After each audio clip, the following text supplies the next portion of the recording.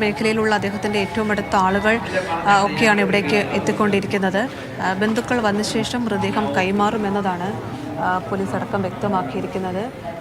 അതിനുശേഷമേ ബാക്കി കാര്യങ്ങളിലൊക്കെ തീരുമാനമുണ്ടാവുകയുള്ളൂ. എന്തായാലും അദ്ദേഹത്തിന് ഏറ്റവും അടുത്തുള്ള പിഷാരടി, അതോടൊപ്പം തന്നെ കലാഭവൻ മേഖലയിൽ അദ്ദേഹത്തിനോടൊപ്പം ജോലി ചെയ്തിരുന്ന ആളുകൾ ഒക്കെ ഇവിടേക്ക് എത്തിയിട്ടുണ്ട്. അവരൊക്കെ അവസാനമായി അദ്ദേഹത്തെ അകത്ത് കയറി കാണുകയും പുറത്തിറങ്ങിയ സഹപ്രവർത്തകരെ സംസാരിക്കുകയും ഒക്കെ ചെയ്യുന്നുണ്ട്. ലക്ഷ്മി പ്രിയ അടക്കമുള്ള ആളുകൾ നേരത്തെ ഇവിടേക്ക് എത്തിയിരുന്നു. ഈ സിനിമയുടെ ചിത്രീകരണം ഏതാണ്ട് 2 ആഴ്ചയായി ചോറ്റാനിക്കരയിൽ നടക്കുകയായിരുന്നു. ഇന്ന് അതിൻ്റെ കലാഭവൻ നവാസിൻ്റെ ഷെഡ്യൂൾ കഴിഞ്ഞതാണ്. അതുകൊണ്ട് അദ്ദേഹം ഇന്ന് ഹോട്ടൽ മുറി വിട്ട് തിരികെ വീട്ടിലേക്ക് പോകാനിരിക്കുകയായിരുന്നു എന്നതാണ് നമ്മൾ സിനിമയുടെ അണിയറ പ്രവർത്തകരോട് സംസാരിച്ചപ്പോൾ അവർ വ്യക്തമാക്കിയത്.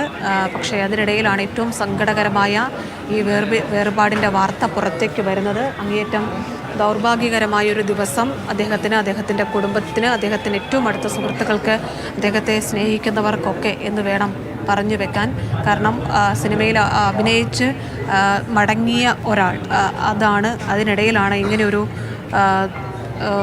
സങ്കടകരമായ വാർത്ത വരുന്നത്.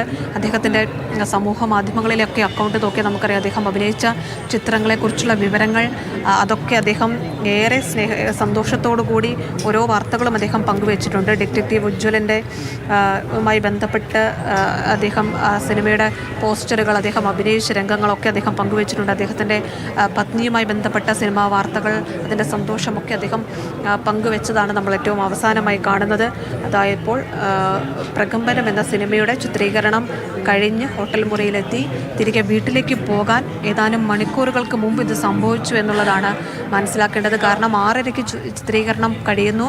അതിനുശേഷം തൊട്ടടുത്ത് തന്നെയുള്ള ചിത്രീകരണം നടക്കുന്നത് ചോറ്റാനിക്കരയിൽ ഈ ഹോട്ടലിനോട് ചേർന്ന് തന്നെയാണ്.